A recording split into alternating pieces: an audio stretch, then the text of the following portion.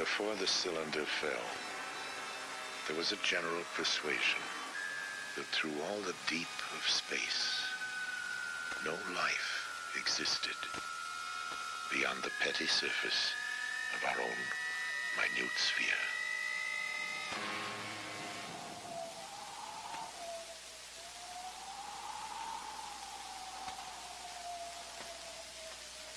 We know now that in the early years of the 20th century, this world was being watched closely by intelligences greater than man's. Across an immense ethereal gulf, minds that are to our minds as our minds are to the beasts in the jungle. Intellects, vast, cool, and unsympathetic, regarded this earth with envious eyes, and surely drew their plans against us. Hello, I'm Orson Welles, and I've been quoting from another Welles, no relation, H.G. Wells, the distinguished novelist, historian, prophet, who was also the great master of science fiction. He wrote The War of the Worlds, on which was based a certain notorious radio broadcast, which, as some of you may remember, sent many thousands of our listeners panicking into the streets all over the country. H.G. denounced me for doing it, but later when he realized that our broadcast, like his story, was not intended to cause riots, but just to entertain, we got to be good friends. I was forgiven. Whether all those people who jammed the highways and even took to the hills to escape the Martians have forgiven me is another matter. This is it. We thought that this was it. Listening to that show, I said we were very impressionable at that age because of Buck Rogers and Flash Gordon, and that really made a big impression on us. One fellow in particular who owned a store took the money from his cash register and loaded his car up with food and took off for the mountains and left his wife and children at home. New York City was just demolished, and they were coming closer. All of North Jersey is an inferno, and they are proceeding south. I can conceive of no nightmare as terrifying as establishing such communication with the so-called superior, or if you wish, advanced technology in outer space. George Wald is a Nobel Prize-winning biologist, one of a group of distinguished scientists meeting on the subject of extraterrestrial life. All of the people you will be seeing in this program, scientists, radio listeners, Orson Welles, have one thing in common. Each has had reason to believe in the likely existence of non-earthly life in the universe. I think there's no question but that we live in an inhabited universe that has life all over it. What I'm imagining is the facts that I've just stated becoming generally known, so that people know that out there is a million other civilizations. They all look fabulously ugly, and they're all a lot smarter than us. That seems to me useful and a character-building experience for mankind. From the monstrous Mars life of his famous broadcast, Orson Welles will be taking us through science fiction to science fact, to the new view of extraterrestrial life now emerging from probes to the planets, interstellar discoveries, and findings about the nature of life itself. A real picture as astonishing in its way as the science fiction of 1938. If there is life out there, intelligent life, how did we ever get the notion that it might be otherwise than friendly? Well, Mars, of course, is the god of war, so the planet bearing his name might be expected to have warlike intentions. In our broadcast, the Martians were as aggressive and ruthless as any human being. Ridiculous assumption on the face of it. They were supposedly as bad as we are, at our worst, and also much uglier. They brandished death rays in their slimy tentacles. And for a while at least, just toward the end of the radio play, they appeared to be totally invincible. What finally stopped them? Well, here's the way it went. In the words of the mythical Professor Pearson of Princeton, who was our commentator, I remember, he said, writing in his journal when the whole thing was put together again and the world was in business, I remember wandering through Manhattan, standing alone on Times Square, and catching sight of a lean dog running down 7th Avenue with a piece of dark brown meat in its jaws. I walked up Broadway, past silent shop windows, and suddenly I caught sight of a Martian machine. And then across Columbus Circle, I could see, standing in a silent row, 19 of those great metal titans, their cowls empty, their steel arms hanging listlessly by their sides. And I looked for the monsters that inhabit those machines, and then, before my eyes, I saw them stark and silent, the Martians themselves, with a flock of hungry birds pecking and tearing brown shreds of flesh from their dead bodies. And later, when their bodies were examined in laboratories, it was found that they had been killed by disease bacteria, against which their systems were unprepared. Slain after all man's defenses had failed by the humblest thing that God in his wisdom had put upon this earth, the common cold. And that's the way it was. Well, quite a lot of things have happened in the world since then. An invasion from the planet Mars, that at least is one thing that didn't happen. But in a way, you know, we have been invading Mars. If Mars hasn't exactly been invaded, well, it's certainly been investigated, not attacked, but thoroughly, very thoroughly studied. Observations of Mars had begun long before our broadcast, and even back then in 1938, it seemed plausible to many people that life could have developed on Mars, just as it had on Earth. Peering through telescopes, scientists had seen what? Well, first a planet that, like our own Earth, had polar ice caps.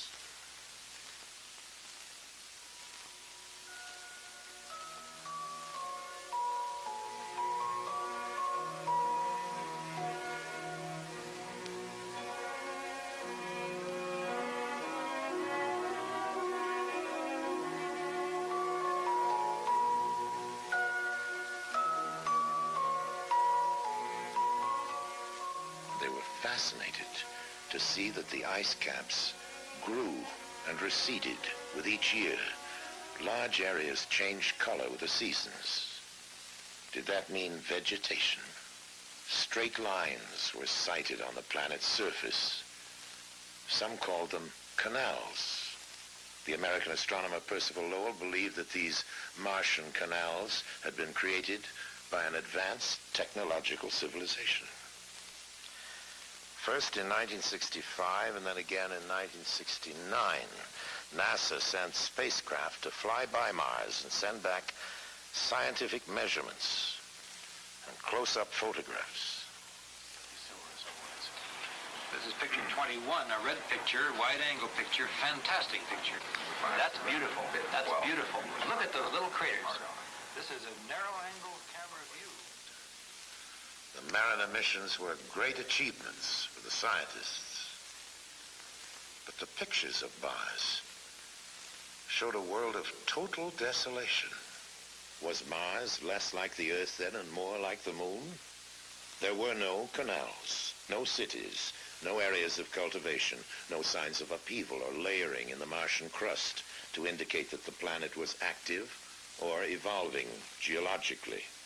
The pictures revealed no volcanoes to spew out gases that could enrich the atmosphere, and water, so essential to life, seemed to be present only in traces. The atmosphere was so thin as to make the possibility of life seem even more remote. For the fans of science fiction, not very exciting. But for scientists, the whole excitement is finding out the facts. That's the whole name of the game. Now, these first flybys had revealed only some of the facts. But all the same, the exploration of Mars and of all the other planets of the solar system was actually getting underway.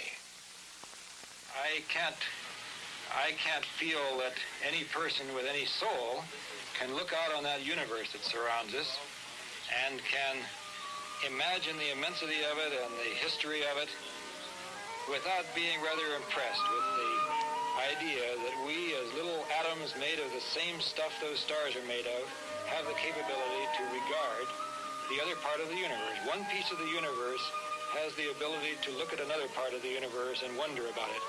That's a very amazing thing, and it brings into one's mind all kinds of thoughts about religion and philosophy and so on. But don't ask me about life on Mars, okay? In the fictional Martian story, in the War of the Worlds, it was understood that the Martians were fighting for their own survival. Their planet was growing so cold and inhospitable that they might perish if they remained. Well, real life confined to such a planet would fight for survival by trying to change itself, by evolving. Every living thing on Earth has evolved from the lowly, the invisibly small microbe. Given nourishment, the microbe will grow colonies so vast that they rapidly become visible to the eye. Here on our planet, microbes have adapted to survive the most hostile conditions. Arid deserts, the frozen Himalayas, in trenches under thousands of tons of pressure in the ocean deeps. Biologists at Ames Laboratory are discovering adaptive capabilities in life forms that a few years ago would have been regarded as fantastic. Within the cooling systems of atomic reactors, organisms have been discovered flourishing, where radiation could be expected to destroy any living thing. In hospitals that use ultraviolet for sterilization, strains have been found resistant to the killing radiation. Biologists are growing organisms in salt solutions, in acids, in alkalines, in ammonia gas, in boiling hot springs, in ice that is thawed for part of every day. In the vacuum of a space simulator, life forms have been flourishing for years without oxygen.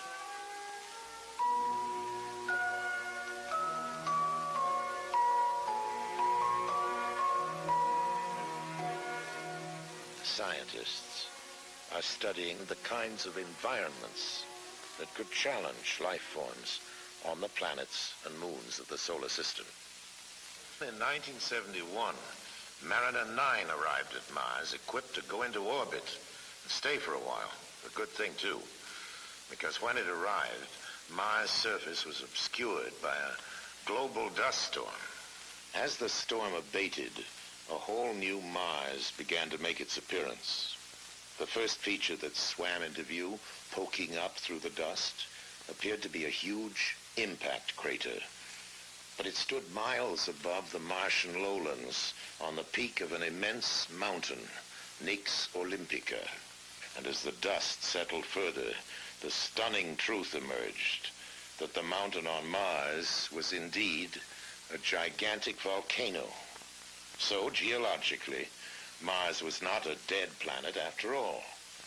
Vast stretch marks on the planet showed that Mars' surface is shifting and changing on a colossal scale. Mars is beginning to look, geologically at least, more like the Earth and less like the Moon. And then new evidence of water has begun to turn up in surprising ways. Among the many clouds in the Martian atmosphere, some have been found to be composed of water. Then close-ups of the surface have begun to turn up strange, sinuous patterns. Some compare with the patterns cut into the surface of our own planet by the Mississippi River. Slowly the interpretation emerged that only a fluid flowing continuously over the Martian surface could have caused such patterns of erosion. Some scientists didn't agree, but astronomer Carl Sagan theorized that Mars indeed contained a great deal more water than we'd supposed. The water might remain locked within its crust as permafrost during ice age times such as the present, but during cycles of warmth, when the polar caps release gases to form a heavier atmosphere, the water may be released into clouds. Such clouds could bathe the planet in rains for thousands and perhaps millions of years. If Sagan's interpretation is correct, life could have originated on Mars in favorable cycles and may have adapted itself to harsher conditions as they developed, and indeed may exist on Mars to this day. Exobiologists are studying other environments, even as they prepare to search directly for life beyond the planet Earth.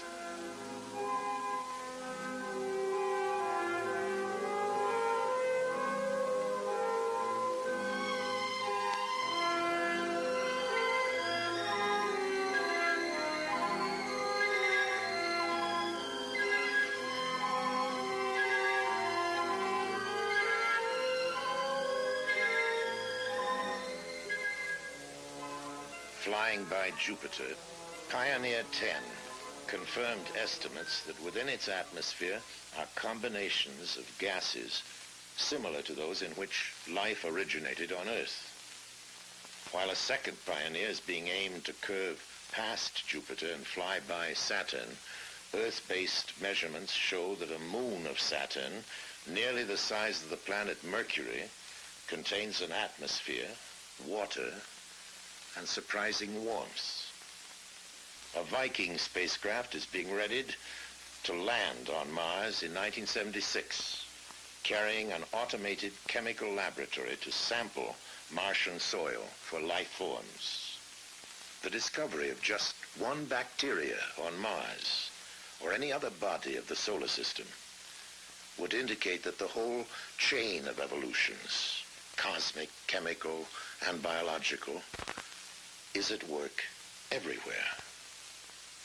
In that case, the creation of life anywhere in the universe would be more the rule than the exception.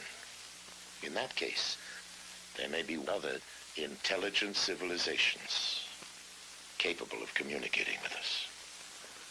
In the impact on ourselves of contact with another intelligent civilization, how it might come about and what the effects might be, is now being discussed by serious thinkers the world over.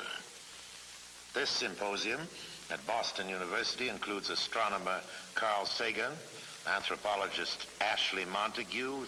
Krista Stendhal is Dean of the Harvard School of Divinity. Professor Berenson teaches a course entitled Search for Life in the Universe.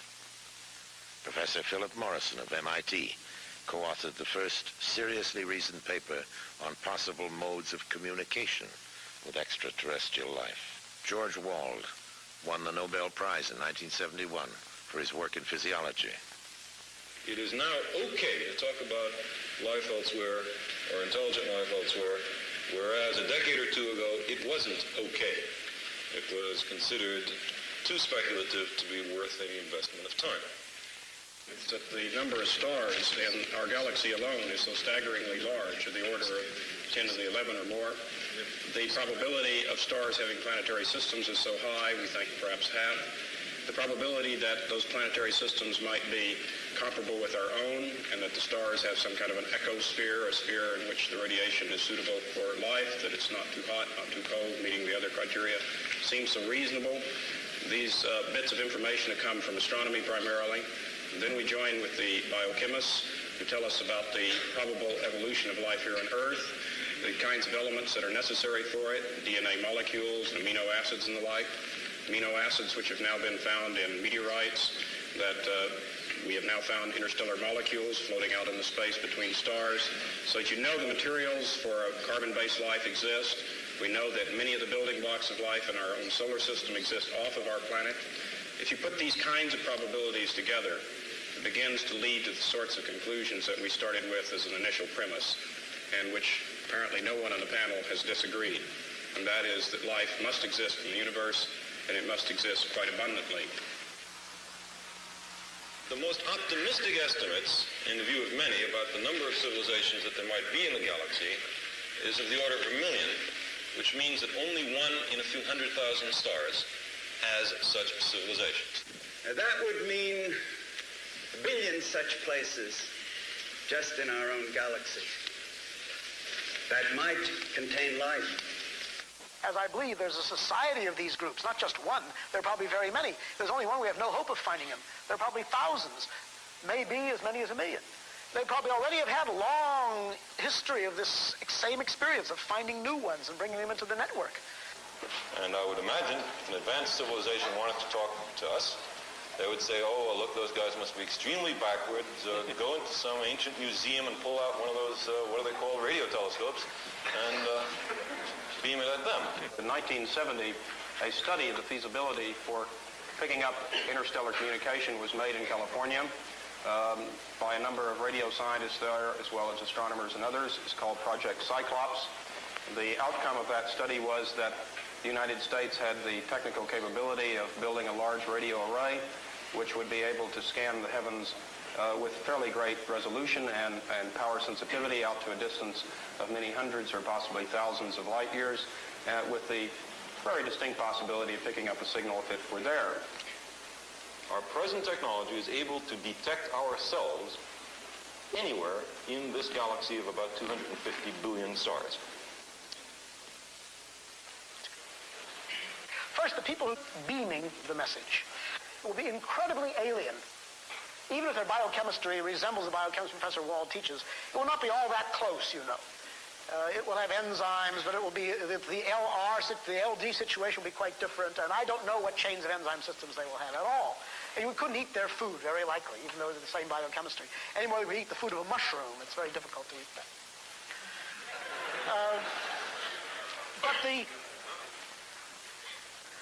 So I think, first of all, there will be two great phases of this eventual time, which I think will come in 10 years or 100 years, or I don't know, maybe longer, when some satisfactory radio telescope work or something similar will acquire evidence of the deliberate beaming of a message, protracted message, out into space. So I think that will be easy and, of course, extraordinarily important. You will know very little of what that message says, save that it exists, and maybe some general geographic information from how far away it's coming, from what kind of a star, where. And then I think that you will have pouring into the recorders, week after week, month after month, decade after decade, an enormous body of obviously interesting and meaningful pulses. And you'll be able to read them slowly and fitfully, because they will not be coded, but they'll be anti-coded. That's to say, the people who designed them, the beings who designed them, will have thought very carefully how to make the maximum number of mathematical clues. The best way to single out the meaning will be made available. I think the most important thing that it will bring to us, if we can finally understand it, will be a description, if it exists at all, of how beings disposing of great technology were able to fashion a world in which they could live and persevere and maintain something of worth and beauty for a long period of time. And finally, it would end our social and cultural isolation. To date, we have been bounded not only into our own countries and into our own small regions on this planet, but most assuredly within our solar system itself. If there are the tens of billions of other civilizations which the predictions indicate might be, then we would join a larger galactic community. In 1976, we're going to be able to explore Mars for perhaps not so humble microorganisms. Before and after that, we'll be searching the planets and the galaxies for clues to fill in the new patterns we're discovering. The evolution of evolutions that has produced us and the possible millions of other civilizations. It is conceivable that a spherical ship will land in front of the Washington Monument and a figure with 4 antennas and otherwise looking like the professional football player will walk out and demand to see our leader. But I hope very much that the universe of circumstance is wider than the rather shoddy imaginations of science fiction writers for 30 or 40 years. And I'm pretty convinced it is. We've not found their guidance so great in any but the most modest activities, like going to the moon, which is not very much. The difference between the spacecrafts of NASA and the lurid flying saucery of that old radio War of the Worlds is the difference between science and science fiction. And yes, between war and peace. It's our own world which has turned out to be the interplanetary visitor. We're the ones who are moving out there, not with death rays, but with cameras. Not to conquer, but simply to learn. We are, in fact, behaving ourselves far better out there than we ever have back here at home on our own planet.